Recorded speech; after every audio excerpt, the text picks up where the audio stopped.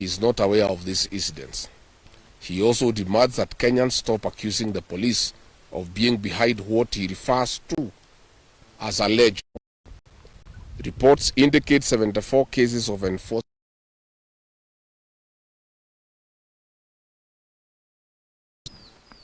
Tragically, the events this December have only worsened the situation. New abduction accountability raises an urgent and troubling question.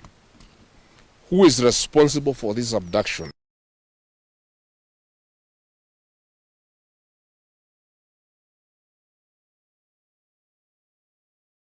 Our security agencies are either actively complicit in silencing dissent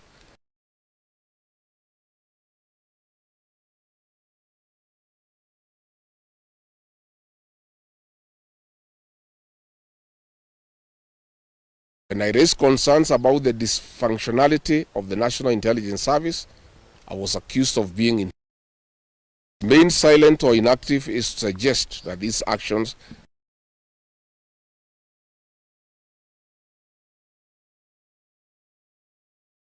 among the victims is their criticism of the president and his administration. This is a rule of law, justice, and the fundamental rights of every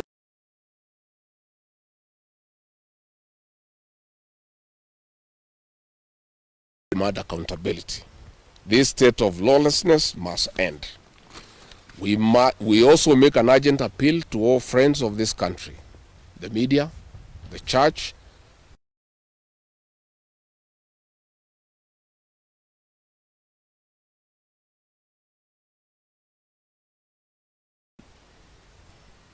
and blatant violation of fundamental human rights.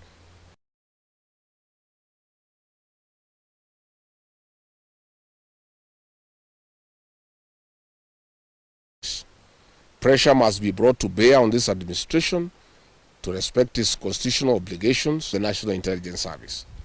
It was politicized. We also demand the resignation of the Inspector General of Police, the Director of Criminal Investigation,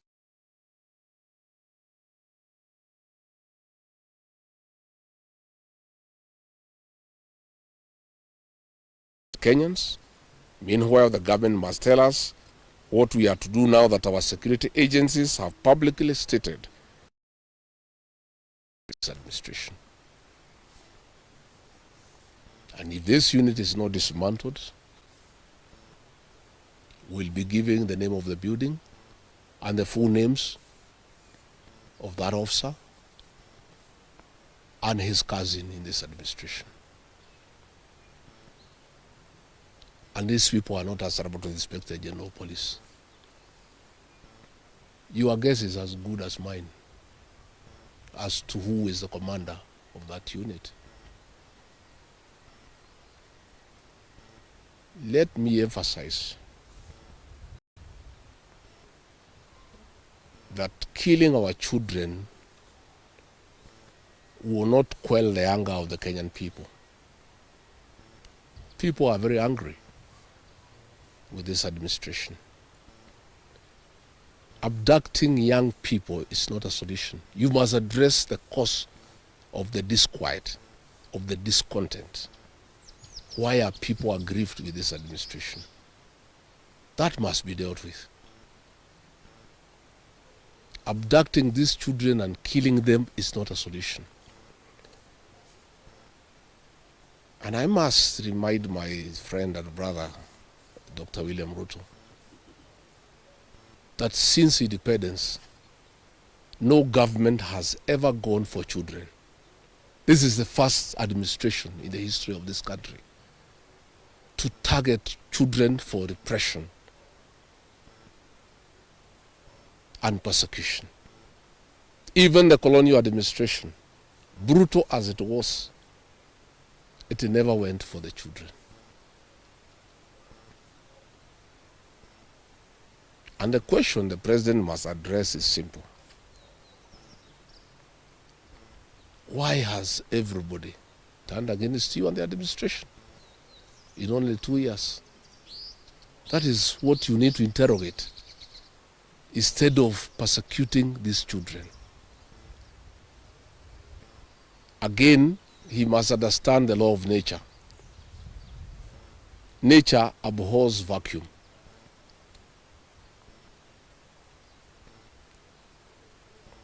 When you swallow the opposition and there is nobody to hold you to account,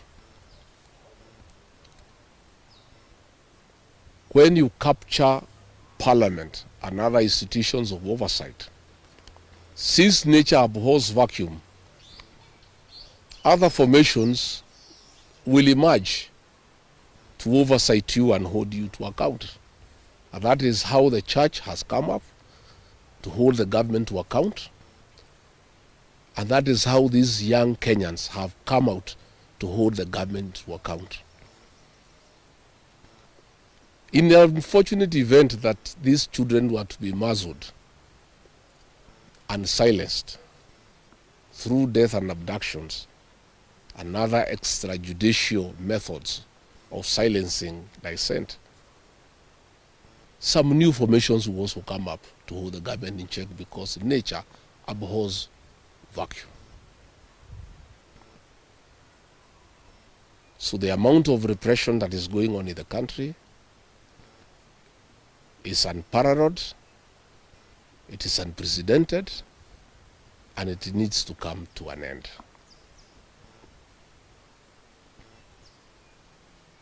I have just learned we have a prayer meeting in Shamata Ward in Nyandarua tomorrow, where I have a farm.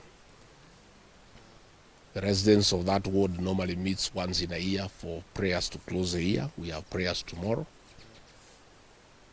And the police commander there in that county is intimidating leaders to cancel those prayers, that they will not be allowed to take place, that they need a permit. I want to tell the county commander in Nyandarua that you don't need a permit to hold prayers. Again, is this repression by this administration.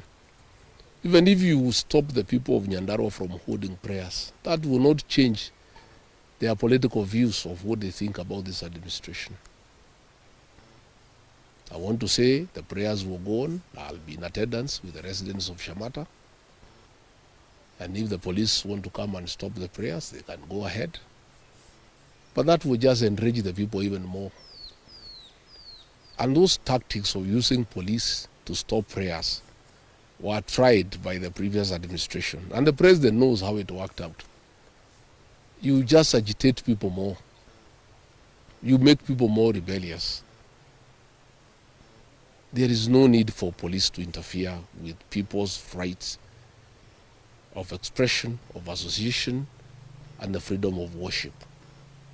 So I want again to ask the Inspector General of Police to tell his county commander in Nyandarua not to interfere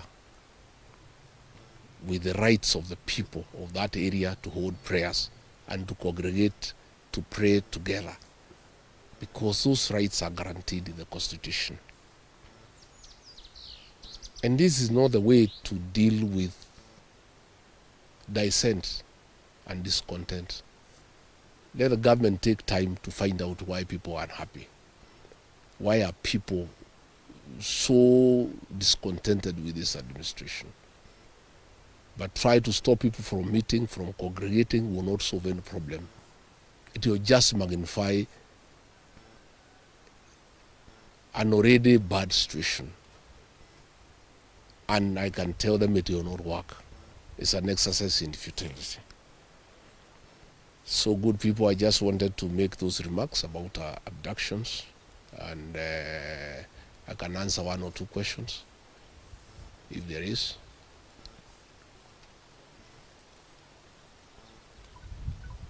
Kosawa?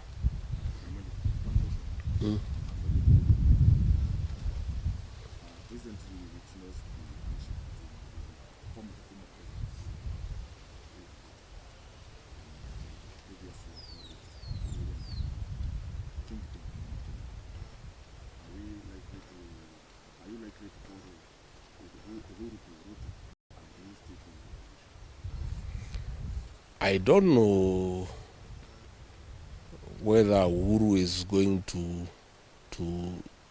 Ruto. I don't have such information. But I have said many times the people of this region don't follow leaders. It's leaders who follow the people. I don't follow anybody myself. I only follow the people. I have said I have very extensive consultations with the people of this region so that we decide what is our political destiny. That consultation is ongoing. It's going on. It's very extensive. It's very thorough. And it's what I'm doing here. When you walked in, I was having some consultation, and I continue to do so. I'll never follow anybody. I'll always follow the people. Yeah. He's not aware of these incidents. He also demands that Kenyans stop accusing the police of being